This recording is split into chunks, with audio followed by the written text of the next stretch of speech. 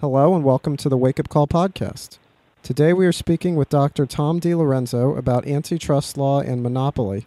Dr. DiLorenzo is professor of economics at Loyola University Maryland and a faculty member at the Mises Institute. He is the author of The Real Lincoln, How Capitalism Saved America, and Hamilton's Curse, How Jefferson's arch-enemy betrayed the American Revolution and what it means for Americans today. He is also the author of the forthcoming book, The Problem with Socialism. You can follow his work at lewrockwell.com, that's L-E-W Rockwell.com, and at Mises.org, that's M-I-S-E-S.org. For more information, please see the show notes page for this episode at wakeupcallpodcast.com/antitrust. Tom, welcome to the show. Pleased to be with you. Well, thank you for joining us. So we'll be talking about antitrust law and monopoly, of course, today. So let's just get started with some definitions. What do those terms mean? Monopoly, historically, a monopoly always meant a government-granted monopoly franchise. And it was the system of Europe in the 17th and 18th centuries where the kings or the parliaments would grant a politically connected business a monopoly in some aspect of the business. And then antitrust. What antitrust was an American term. It's a set of laws that are anti-monopoly laws, supposedly. And by that time, they came into being in 1890. Was the first one. It was called the Sherman Antitrust Law. And a trust was simply a way of organizing a large business. And they could have called it anti-monopoly laws. Most other countries do. Canada has similar laws. They call them the anti-monopoly laws, but ours are called antitrust laws. And there's a large body of these laws now.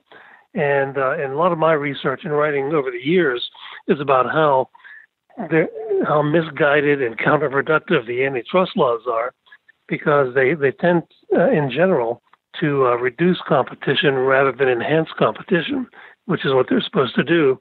And as anyone would suspect who understands how politics works, the laws have been used to protect competitors from competition more often than they have been used to protect consumers from monopoly. Now, before we move on, I want to go back to your definition of the word monopoly, because that definition might surprise a lot of people. They think of monopolies in a different sense. How do we get from the definition that you gave to the more modern definition that's thrown about today? The textbook definition, if you were to pick up an introductory economics textbook, they'll say a monopoly is a single seller of something. And really the only way you can be a single seller is be the government. The government, most of what government does is a monopoly. Or you can be a monopoly franchise like the public utilities for many, many decades were all government-granted monopoly franchise monopolies. The electric utilities, the water companies, the AT&T, and those were all monopolies run by state or local governments for the most part, all the so-called utility industries. And so, those are the classic monopolies created by government. But then economists over the years, beginning probably around the 1930s and 40s, began inventing all sorts of new theories of how you could be a monopoly in the free market. And what I myself think is impossible, especially in today's world where competition, if there's money to be made, competition can come in from anywhere on the planet in a very short amount of time in today's information age. 60, 75 years ago, you might have had to build an automobile factory to compete. But nowadays, we live in the information age, and most businesses, a better idea will overturn any kind of monopoly power anybody has temporarily. And so there's a lot of confusion over monopoly. There always has been. A lot of people have confused it with bigness, and just a business becomes big and profitable. It's called a monopoly sometimes. But the main way in which a business becomes big is to do a better job than anybody else in pleasing its customers. That's how you become big. That's how John D. Rockefeller, for example, became the richest man in the world in his time in the late 19th, early 20th century. He basically sold refined petroleum cheaper and cheaper and cheaper for 50 years. And as a result, he outcompeted most of the competition and became very successful and very, very wealthy. But he was never a monopoly. So one of the things that you said earlier was that these antitrust laws often lead to stifling competition instead of actually creating competition. Can you go into that with a little bit more depth? Well, sure. One of my academic publications, which is online, you can probably dig it up, is called The Origins of Antitrust. And it was published in a journal called the International Review of Law and Economics many years, about 30 years ago, actually. And anyway, well, what I did there was I'd read in all these textbooks that in the late 19th century, American industry was supposedly becoming monopolistic, and therefore we needed these anti-monopoly laws, these antitrust laws. But I was unable to find any evidence in any of the books that these companies in the late 19th century were raising prices.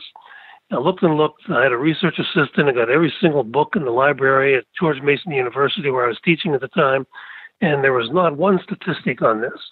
And so I went and I got my own statistics. I got just the government Census Bureau statistics that go back that far for the most part. And what I found was that in the 10 years prior to this antitrust law, the Sherman Antitrust Act, that the industries that were being accused of being monopolies were the ones that were cutting their prices most vigorously for 10 or 20 years.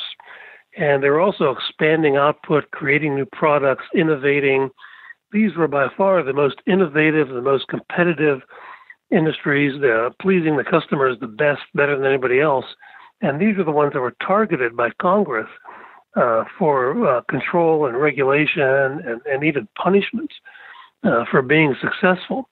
And the root cause of this was that their sour grapes competitors were either unwilling or unable to cut their prices, instigated all of this. They got their representatives in Congress to pass a law that they hoped would stifle the competition. And if you fast forward 150 years and look at the old Microsoft antitrust case of about, when was that, 10 or 12 years ago when it was finally over with, we know now that the whole thing was instigated by Microsoft's competitors like the Novell Corporation in Utah, because every time Microsoft would enter a new market in software, for example, the prices would go down. Microsoft was the first company to start giving away a web browser. You know, a lot of the younger people don't understand that maybe 20 years ago, if you bought a computer, you had to pay a little extra for a web browser. And Microsoft was the first company to say it's free, it's included in the price. And that outraged its competitors because it was cutting its price. And so the government finally, after 8 years of investigating Microsoft and finding nothing that it did wrong, it finally filed a lawsuit. And what it accused Microsoft of doing is, and this is, I'm not making this up, of spending too much money on research and development. That was basically the government's case. Their argument was they were spending $2 to $3 billion with a B every year on R&D, research and development. And as a result, they were creating a lot of great new software products, and they were improving their operating system as well. And as a result, the government said, in the future, they may have monopoly power because they may stifle the ability of their competitors to compete through R&D. And that was a very convoluted argument against Microsoft. But the key point is the government never made the case that Microsoft harmed any consumer, because they did not. And so it was the same as the original antitrust laws. It was motivated by sour grapes competitors who wanted to use the powers of government to stifle competition by getting the government to harass their most successful rival.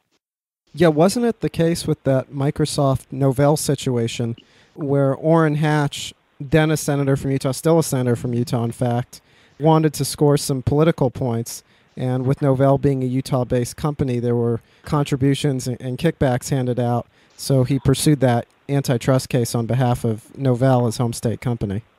Yeah, that's exactly right. There's a book written by a California journalist. I think the book was called Pride Before the Fall, and this was a journalist who had covered Silicon Valley and the whole computer business for many years, and he uncovered that the lawsuit was originated in the office of Senator Orrin Hatch, and his staffers organized a mock trial And they paid all these $1,000 an hour consultants, economists, and lawyers and everything to put on an actual trial, mock trial of Microsoft. And this all, became known to us. And then that mock trial actually became the government's case later on. And so Orrin Hatch was in the pocket, so to speak, of Novell and maybe a couple of other these sour grape competitors who could not compete in the marketplace as well as they'd like to with Microsoft. So they tried to outcompete Microsoft through politics instead. And they succeeded to the extent that Microsoft's executives were forced to spend, untold number of hours and a lot of money on legal fees dealing with this, rather than spending all that time and all that money improving their products. Is it more expensive to defend against one of these antitrust lawsuits than to kind of buy a politician to use these lawsuits to your advantage? Because if it was about the same, to me, at least, it would make sense that there wouldn't be this anomaly of antitrust lawsuits because, well, the people with all the money would be the people who are doing the best job, and they would buy the politicians to not to defend against these antitrust lawsuits. Well, the ideal thing would be to get rid of antitrust laws altogether because they are just another political football, and they've created a situation of where American business is kind of run like the mafia, where you have to pay a tribute to lawyers and politicians if you want to be in business. The origins of the Microsoft ordeal that I've been talking about was Bill Gates himself volunteered to speak before a Senate committee chaired by Orrin Hatch.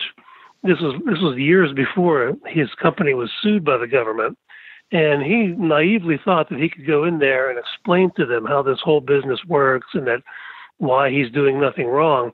And these senators did not accuse him of doing anything wrong. They pretty much said, we don't know what you're doing, and we don't know if it's legal or illegal, but you're in big trouble if we decide someday that it's illegal. And these are the lawmakers. They make the laws, so they should know what's legal and what's illegal. But basically, at the time, Gates was not doing anything in politics. He was staying in Redmond, Washington, and running his business.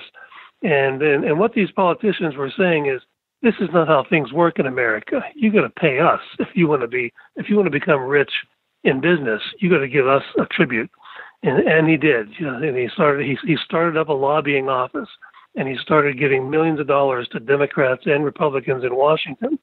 And so it really is sort of a rotten, corrupt system, but it's just a part of many different types of this rotten, corrupt system, whereby our Congress basically act like a bunch of small-time mafia dons, insisting that business people pay a tribute to them as a condition of doing business in America. Right. Now, I want to go back to a time period that you were talking about a little bit earlier, and that's towards the end of the 1800s.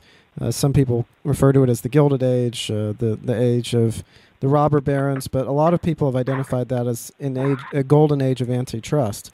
And you shot down that idea earlier, but can you go through some of the industries that people often single out? You'll often hear Standard Oil in the oil and gas area, or Alcoa and aluminum. Can you go through those a little bit more and explain just where the argument that antitrust laws were needed falls apart? Well, just with Standard Oil, Standard Oil dropped the price of refined petroleum. The company started in 1866, right after the American Civil War. John D. Rockefeller bought a refinery in Cleveland for $24,000 as a young man. He had saved every penny. He had been working like a dog his whole life. He was born poor, and he had saved up that much money and learned a lot about business as a young man. And by the time you get to the 1880s, his company had something like an 80% market share, but the reason they got that big market share was year in and year out dropping the price of such things as kerosene, which ordinary working people could not afford before he came around, and now they could. They could have light at night. This was before electric power, and all the other types of refined petroleum products also, and they invented hundreds of new products. And so basically he cut the price more than in half over that time period, about a 20-year time period, and that's how he got a big market share. And when you think about it, that's really the only way to get a big market share is to please the masses of customers who will voluntarily buy your product. Government doesn't have to worry about that itself. The things government does, it pretty much says, here, you want this, and we will send you to jail if you don't pay for it. That is, for tax evasion. But in the market, you have to persuade people to buy it. And how do you persuade them? Well, you offer them a better price, basically, and or better quality. And that's what Rockefeller did. And the same with Alcoa. The famous Alcoa case, the judge in that case was a man named Learned Hand. And this has gone down in antitrust folklore as one of the all-time absurd legal decisions where the judge Learned Hand accused Alcoa of having the cream of the crop in management. He said they had the very best management, and they never missed an opportunity to serve a customer and to improve on the way in which they served the customer and cutting their prices and so forth. And therefore, he said they cut out other competitors. They harmed other competitors. So he decided that they were a monopoly because of that. But of course, that's the whole purpose of competition, to cut out the competition, to do better than the competition. That would be like having a judge overthrow the result of the Super Bowl because the losing team was cut out of the trophy, the winning trophy. But that sort of thing has happened over and over again with antitrust law. Like I said earlier, it has been used very often to protect competitors from competition rather than protecting consumers from monopoly. One thing that's brought up a lot whenever we talk about monopolies is the idea of predatory pricing. So what is that idea, and has it been tried, and has it been tried anywhere successfully? Well, I call it the unicorn of economic theory because people have been talking about it for a long, long time, but no one has ever actually seen one. And for example, I used to teach an MBA class, and I had a lot of engineers in this class. It was in Baltimore, at Loyola University in Maryland in Baltimore. And I had a lot of these engineers from McCormick Spice Company and Black & Decker. And so these are pretty smart people, and they were taking my economics course as a part of their curriculum. And I would ask them about this theory of predatory pricing, and here's how it goes.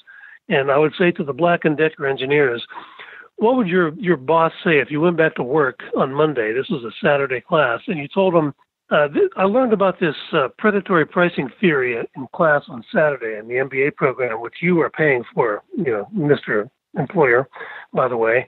And this is how it goes. We have these drills that cost us $30 to manufacture. Let's start selling them for $5, and we could probably capture the whole market. It might take many, like 3, 4, 5, maybe even 10 years to drive everybody out of the market. But we can get these $30 drills that cost us $30 and sell them for $5. And then when everybody is gone from the market, then we can charge maybe $300 for the same thing, for the drill. And, they, of course, laughed and said I'd probably be fired, and they certainly wouldn't pay the next semester's tuition bill if I came back and they thought that's what they were getting for their tuition. But that's basically the theory of predatory pricing. It's a theory, sort of a conspiracy theory that a business that mysteriously has money to burn, just piles and piles of money already, that it can use to subsidize losing money hand over fist for years and years and years. And then when they drive everybody from the market with their low prices, the assumption is that they'll be free to charge the moon. They can charge whatever price they want, and no one will be tempted to enter the market. And that's also the big absurdity of the theory of predatory pricing, is that, of course, if Black & Decker started charging those drills for those drills $300, you could bet your life that somebody from Japan, Germany, China, wherever, is going to come in and start selling them for $200 or $299 or something less than $300. And so they would have lost money for all those years, and there's nothing on the upside. That's why predatory pricing is sort of a fanciful theory. If you don't think about it for even 5 minutes, you might fall for it. A lot of people do.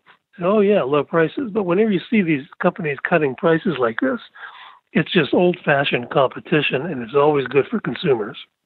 Yeah, not to mention that when these larger firms drive down their prices and lose money, they lose money at a much greater rate and in much larger amounts than their competitors. And they also fall behind in research and development and other areas as they have to cut costs and focus on this predatory pricing scheme. So it just doesn't add up at all.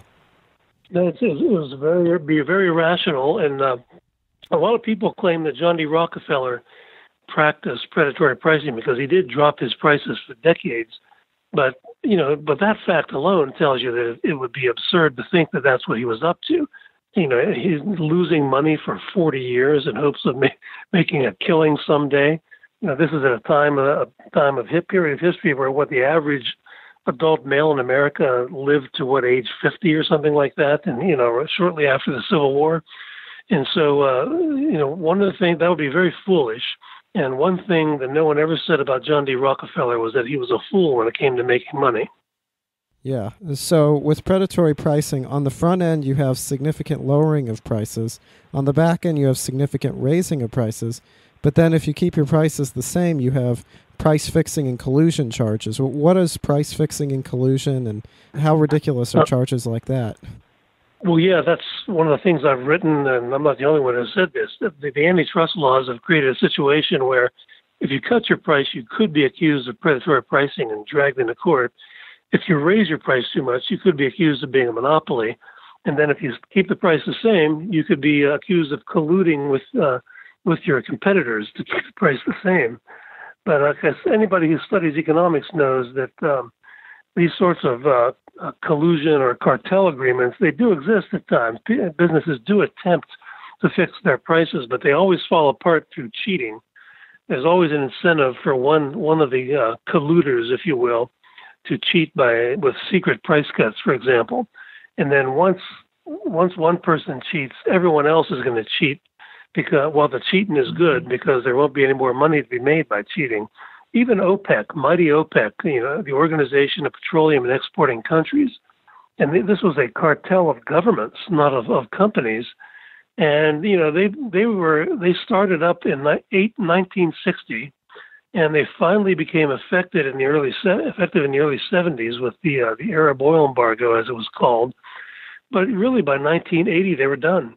And not only that we subsidized, our government, the U.S. government subsidized OPEC by putting price controls on petroleum during the Nixon administration, which stayed in place until 1981.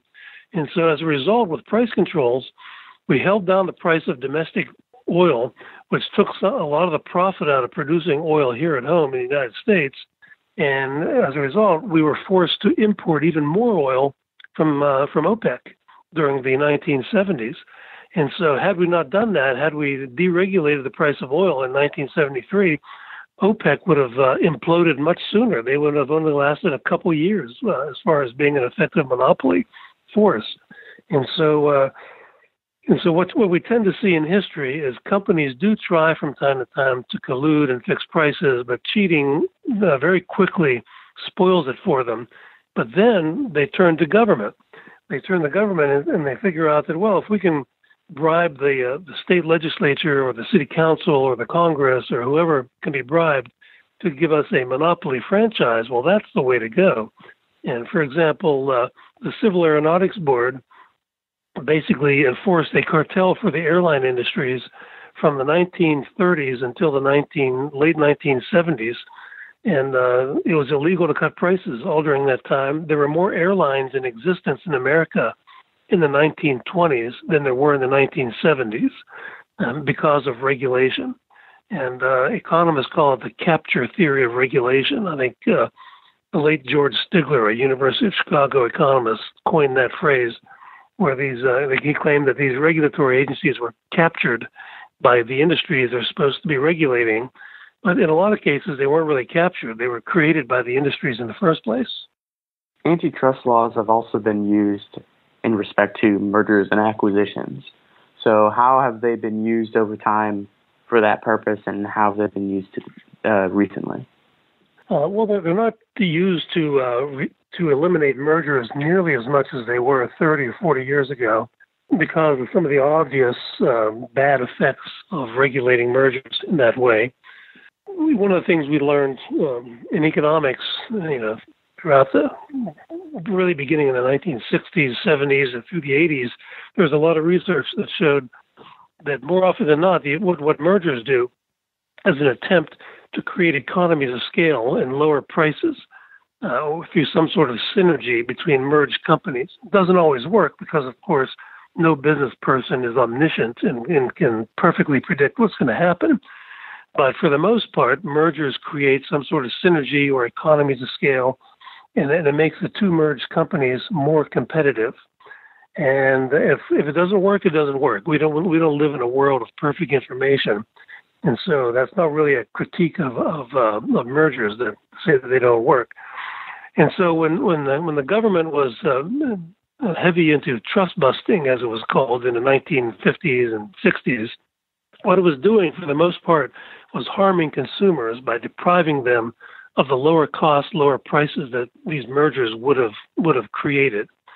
And the government, beginning around the 1980s and even into the 1990s, took some big steps back in regulating mergers because of this reality, especially after the Japanese manufacturers started becoming so successful in automobiles and microelectronics and elsewhere in the 1970s and 80s. Here we were, having our government stand in the way of American companies attempting to become more competitive internationally through merger, and even the government realized that eventually.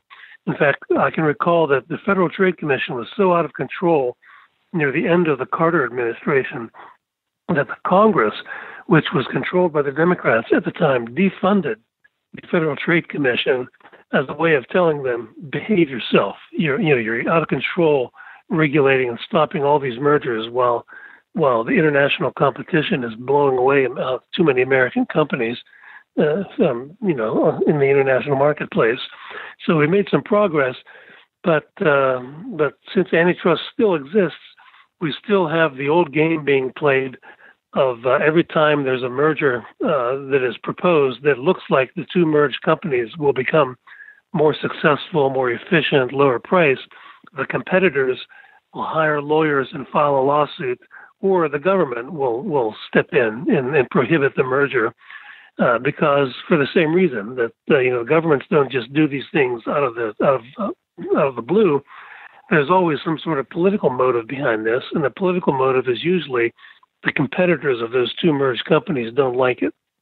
And so they'll lobby and bribe politicians to get the Federal Trade Commission or the Justice Department to stop a merger. Yeah, and it seems like this sort of thing happens a lot, especially in the airline industry. Now, of course, it happens across all sorts of industries, but just in the last few years in the airline industry, we've seen Delta and Northwest merge, Continental and United merge, and American and U.S. Airways merge. And each time there have been efforts by state attorney generals and legislators and all sorts of lobbying groups and all sorts of individuals to try to apply antitrust laws to stop those mergers. Well, right.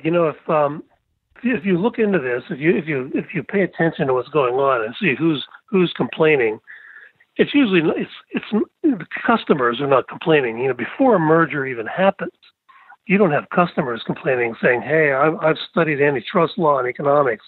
I know what I'm talking about here. So let's not, Mr. Congressman, let's not let this happen."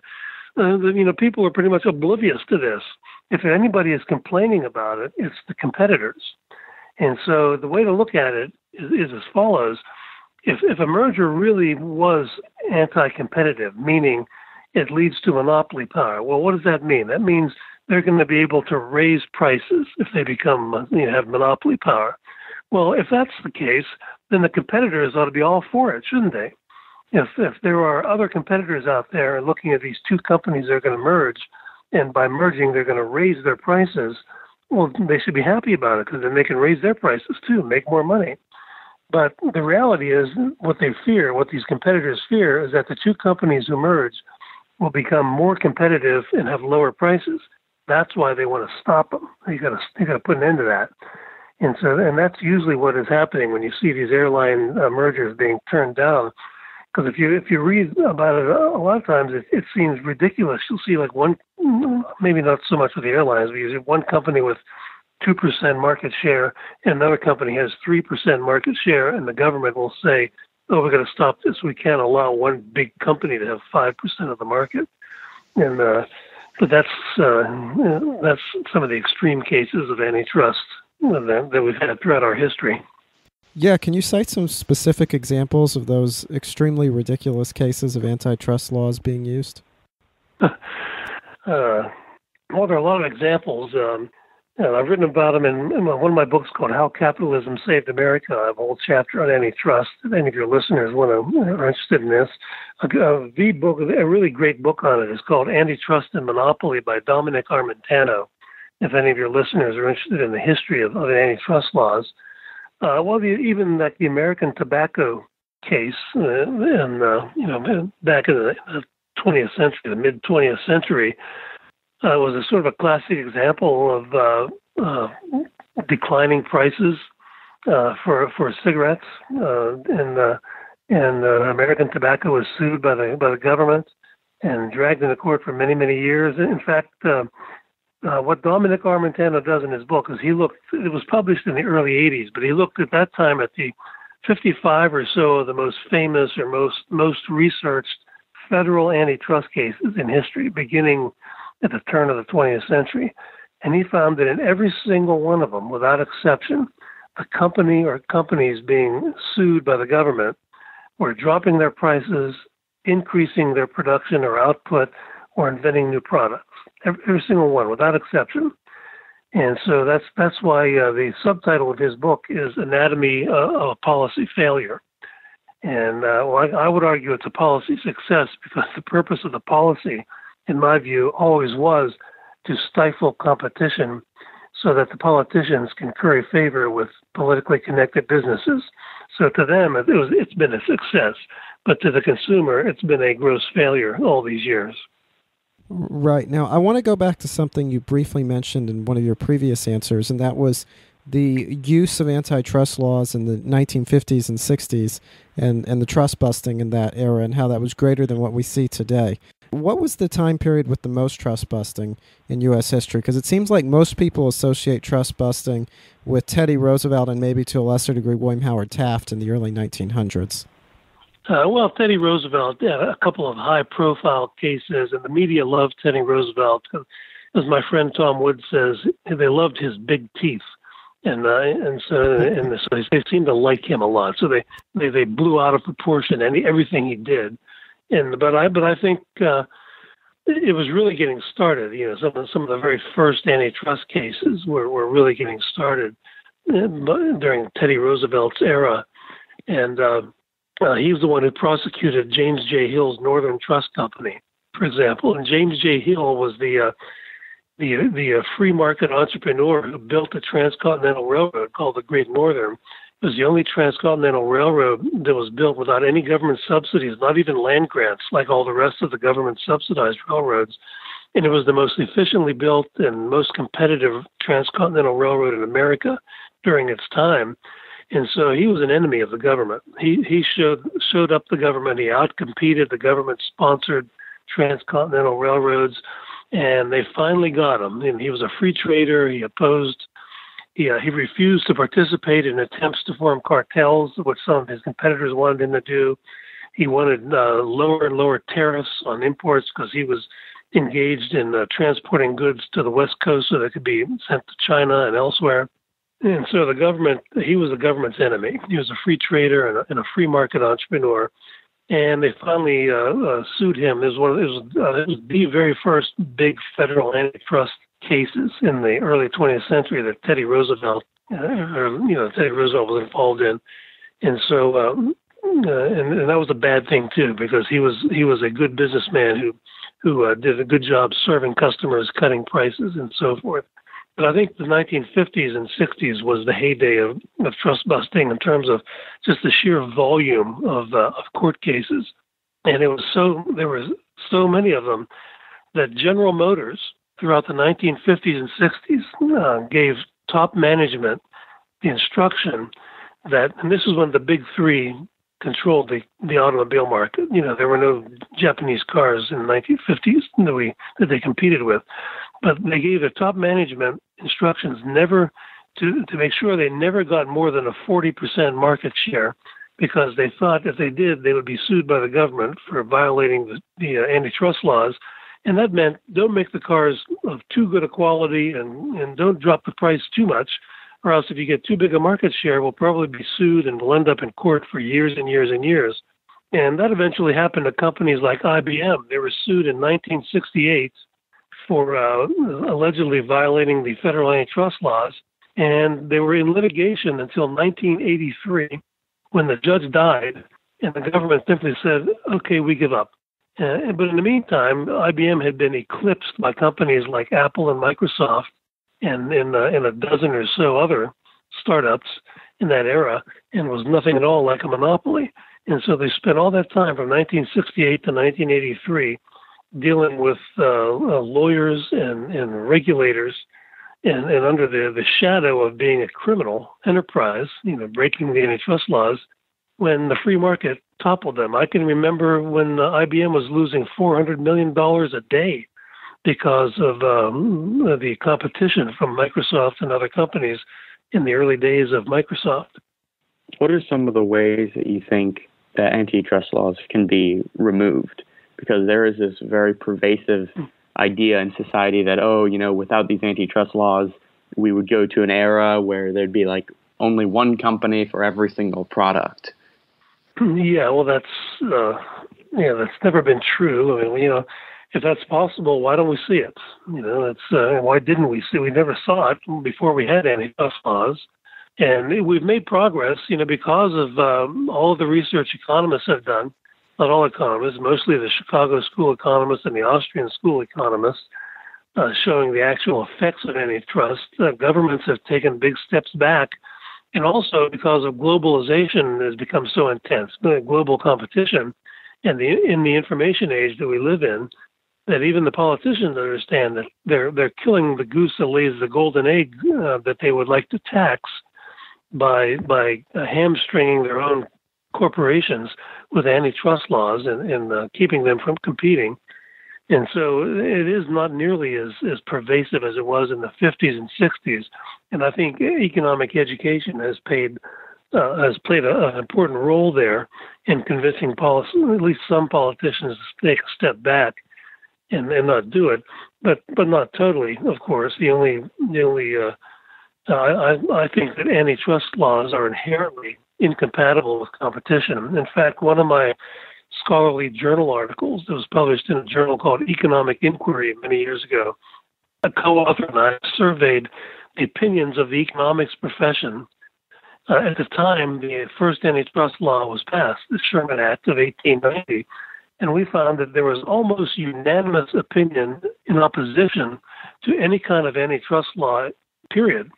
And these economists all believe that an antitrust law was inherently incompatible with competition because it just stood in the way, it stifled competition. They thought mergers were a natural evolution of a competitive marketplace because they were looking at mergers. There was a merger wave in the 1880s in the United States in manufacturing, and these economists saw this merger wave, and as a result, they saw lower prices, they saw newer products for years and years and years, and they thought this was all good. And the economics profession didn't really start to embrace antitrust regulation until around the 1930s, when everyone seemed to become more socialistic, with the New Deal and so forth. And of course, capitalism was blamed for the Great Depression. And the late George Stigler, the Nobel Prize-winning economist, once said in an article in the American Economic Review that economists came to like antitrust when they learned that they could make more than the minimum wage as antitrust consultants. And I think there's a lot of truth in that. Well, that's a great line. And Dominic Armentano, who you've mentioned, of course, over the course of this interview, I know he's become increasingly pessimistic about this whole situation, but hopefully antitrust laws will be abolished, and hopefully we'll have good reason to be optimistic about all of this. I hope so. And maybe we can all secede and create our own country in an island somewhere, and we won't have antitrust laws. Well, that's a thought. That would be a way to fix the problem. Anyways, Yeah. on that note, you've obviously mentioned some different books and articles over the course of this interview and some resources related to antitrust and also related to your own work. So what do you recommend people check out? If you could just summarize very quickly a few titles or places to go, what should people check out if they want to learn more about this? Oh, I would start with Dominic Armentano's book, Antitrust, The Case for Repeal, which is online at Mises.org. It's free online. It's MISES.org, the website. And his longer book is Antitrust and Monopoly, is his longer book. And that would be a good place to start. Another one of my favorites is Winners, Losers, and Microsoft by Stan Leibowitz and Steve Margolis. It's about antitrust in the whole high-tech computer industry world. And so those two books, you would learn a tremendous deal about antitrust by reading those two books. Okay, great. And we obviously mentioned at the beginning of the show the best places to follow your work, but can you go over that again? Where should people who want to see more of what you have to say, where should they go? Well, they can. I'm a columnist at lewrockwell.com. It's LEWrockwell.com, and also Mises.org, MISES.org. And you can check out my Amazon.com page. I've written a number of books. I have a new one coming out July 18th called The Problem with Socialism. It's aimed at the millennial generation, so many of whom seem to think socialism would be a good idea, even though they know nothing about it. So I'm hoping to educate them a little bit. Well, great. Yeah, the Bernie Sanders campaign, I guess, has exposed the increasing support, especially among young people, for socialist ideas. So maybe in the future, maybe when that book comes out, we can have you back on to talk about that. But in the meantime, I want to encourage everybody to go to wakeupcallpodcast.com/antitrust, and we'll link to both of those Armentano books and How Capitalism Saved America and lewrockwell.com, all the resources we mentioned over the course of this interview. So that's wakeupcallpodcast.com/antitrust. And I want to encourage everybody to sign up for our email list while they're there so they can stay up to date with the show. And also to subscribe on iTunes or Stitcher or whatever their preferred podcatcher is so that they can make sure to never miss an episode. And on that note, Tom, thanks for joining us. And as I said, we'd love to speak with you again sometime soon, especially once that socialism book comes out. Okay, just give me a holler. I'll be glad to talk to you again. All right. Well, great. Thank you very much. Thanks for having me. Thank you. Thank you for listening to this episode of the Wake Up Call podcast. If you would like to listen to more episodes, please subscribe, rate, and review the show on iTunes or subscribe on Stitcher. And check out our website at wakeupcallpodcast.com. There you will find show notes pages and comment sections dedicated to the show. You can also email us at contact@wakeupcallpodcast.com if you're interested in being interviewed for the show or have any other suggestions. Thank you.